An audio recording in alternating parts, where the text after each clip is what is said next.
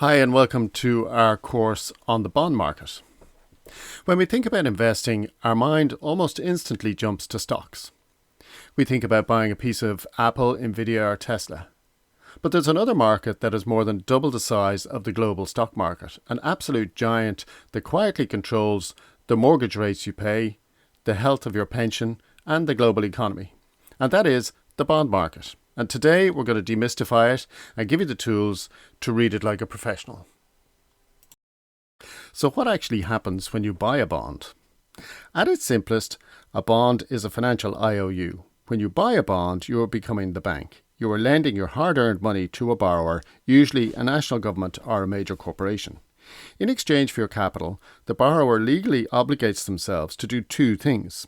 First, they pay you a fixed rate of interest, which we call the coupon rate, on a regular schedule. And second, on a specified date in the future, the maturity date, they must give you your original loan back, which we call the principal or face value. Now, not all borrowers are created equal, and we split the market primarily into two camps, government bonds and corporate bonds. So government bonds like US Treasuries or British gilts, or for Irish consumers, it's the Irish government bonds, are backed by the full taxing and money printing power of a nation state. They are highly stable and act as a safe haven when the stock market crashes. Corporate bonds, on the other hand, are issued by companies to fund expansion. Because a company like Ford or Intel or Ryanair can go bankrupt much more easily than the United States government or the Irish government, they carry a credit risk. And to compensate for that danger, corporate bonds must offer a higher coupon rate. As a retail investor, you can check their safety using credit rating agencies like S&P or Moody's, and where a AAA rating is gold standard, and lower grades head towards what we call junk bonds. Now we get into the more crucial mechanical rules of bonds, and it trips up many investors. So bond prices and market yields move in opposite direction. Think of it as a playground seesaw. So let's use a real-life example. Imagine you bought a government bond today for €1,000 that pays a fixed 4% coupon. That's €40 per year. And let's say tomorrow the central bank raises interest rates and the new bond starts launching at 5% coupon rate. So if you want to sell your 4% bond on the open market, nobody's going to pay you €1,000 for it because they can get a new 5% bond from somebody else.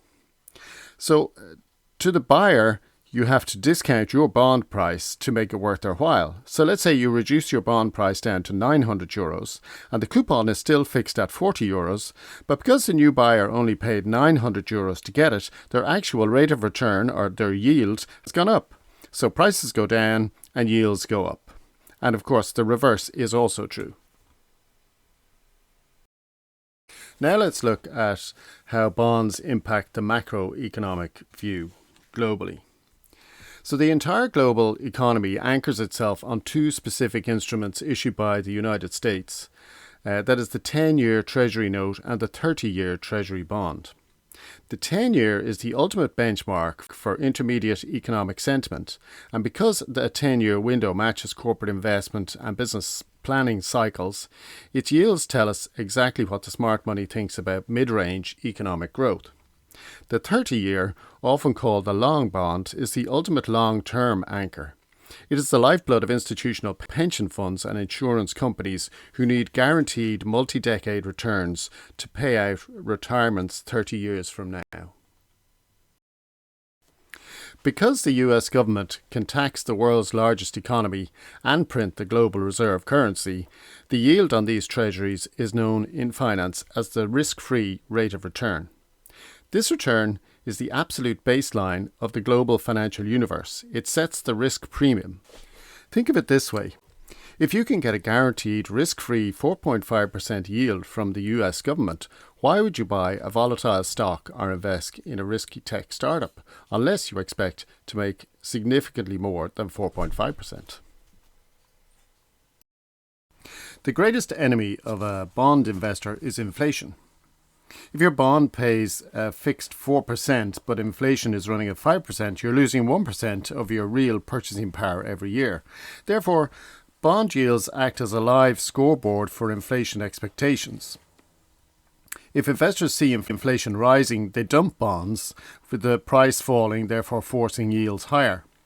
Furthermore, the risk-free rate dictates the prices of all global debt through spreads. Think of a spread as a risk premium on a loan. If the 10-year Treasury yield is 4%, a highly stable corporation might issue debt at Treasury plus 1%, which would be 5%. A retail customer looking for a 30-year home mortgage might face Treasury plus 3%, which is 7% from their bank. And when government bond yields move, the cost of every mortgage, car loan and corporate credit line moves with them. So this now brings us to the ultimate economic early warning system, the yield curve. A normal healthy economy, the yield curve slopes upwards. You should get paid a higher interest rate for locking your money away for 30 years than for 2 years because the distant future holds more uncertainty. But occasionally the curve inverts, meaning short-term interest rates become higher than long-term rates. This happens when investors are so worried about the immediate future that they rush to lock in long-term bonds, driving long-term yields down, while central banks aggressively spike short-term rates to fight inflation. Historically, an inverted yield curve is one of the most accurate, battle-tested predictions of an upcoming economic recession and stock market correction. Now, let's take a look at the risks of holding bonds and how to navigate these as a retail investor. So first, you must understand that the central banks like the Federal Reserve and the ECB control the short-term steering wheel. When they raise rates to cool an overheating economy, they intentionally suppress existing bond prices. Second, recognise the market sentiment gauge. When the world is optimistic, money leaves safe bonds and flows into stocks, causing bond yields to rise. And when a crisis hits, like a geopolitical conflict or banking scare, investors execute what's called a flight to safety, buying government bonds en masse and forcing prices up and yields down. As a retail investor, you face four main risks. First is inflation risk, which is eroding your purchasing power. Second is the interest rate risk, where prices drop because market rates have risen. The third one is credit risk, where the issuer is defaulting. And that is pretty unlikely if you're dealing with government bonds, more so with corporate bonds. And finally, liquidity risk, not being able to find a buyer if you need to sell your holding quickly. Fortunately, you can mitigate the liquidity risk through selling bonds through the secondary market through a stockbroker. Finally, let's talk about how you actually purchase a bond to add it to your portfolio. So you can buy bonds through the NTMA, through their website, or you can deal with a stockbroker or your investment advisor and ask them to purchase bonds on your behalf. Alternatively, both those routes will give you a full array of bonds and Irish bonds and ECB bonds that you might be interested in. Alternatively, you can go to the various different online platforms and you can get a limited selection of bonds from these platforms. And finally, you can purchase a bond ETF. Now, that's a sort of way to shortcut the whole filtering and selecting of bonds. So a bond ETF will give you an instant diversification across thousands of bonds. And to protect yourself from the exchange rate volatility, you should look for euro-denominated or euro-hedged UCITS ETFs. The examples include the IEGA bond for short-term euro government bonds and the IEAC for euro corporate bonds, or DTLE, if you want to set up a long-term US Treasuries without taking on dollar to euro currency risk. But here's the critical catch for Irish residents, and it is taxation.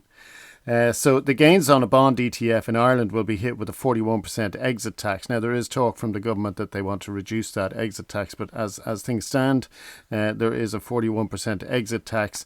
And there also is an 8-year deemed disposal rule where the government taxes your unrealised profits every 8 years, severely damaging your long-term compounding. So there is an impact on using bond ETFs, but they do give you a nice wide selection of bonds to choose from, and somebody else has done all the calculations and figuring out what is the best one to do. So whether you decide to allocate a portion of your portfolio to tax-free individual bonds, utilize diversified ETFs, or remain strictly an equity investor, you can no longer really afford to ignore the bond market. It's crucial to all your financial decisions as it reflects the economic macro backdrop to your investment choices.